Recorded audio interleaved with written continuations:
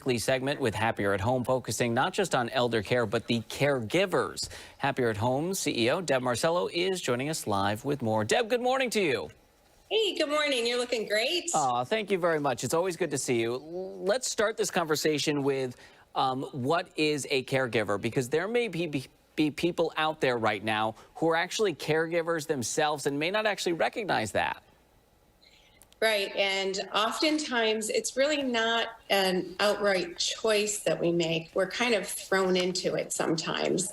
You're a caregiver if you are helping a parent, a loved one, an acquaintance with a chronic illness, or if you're setting up medications, if you're managing anything having to do with their finances.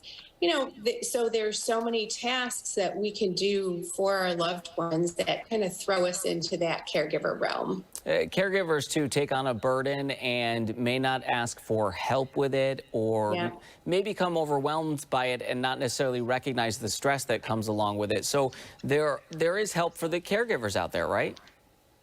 Yes, and one of the things we can do as a community is really recognizing that there are people around us that don't ask for the help, but really need that help all of the time. So be aware of those around you, whether it's other family members, also neighbors, things like that, that you could reach out to them and either offer your personal assistance or see if you could help them set up some assistance for them to be able to take care of themselves as well. Yeah, there's caregiving services, adult daycare, Meals on Wheels, other things that maybe be able to step in and give you a break at times. For caregivers out there, you also say, ask for help. Actually, I think that's maybe the most difficult part for so many people, because they take on that role and don't necessarily feel like they want to burden others with it. But it's important to step back sometimes and ask for that help, right? Right. And you're the one who knows really what kind of help is needed. And we have to relinquish some of that control and not feel that we need to micromanage. Sometimes we feel like we're the best ones. No one can do it as well as us. But it's important to make sure you're taking care of yourself and being able to spread the responsibility out. So if you do have family members that you can ask for assistance, so assigning them different tasks, or have one person in charge of the medical aspect, one person in charge of financing, have a schedule of who's going to prepare meals, things like that. So kind of spreading out those tasks and asking for the help. That's a really important thing. You also say give yourself a break, which a lot of people can have a difficult time doing, but taking time for yourself is important. Yes, and I am a big advocate for scheduling it, actually putting it right into your schedule.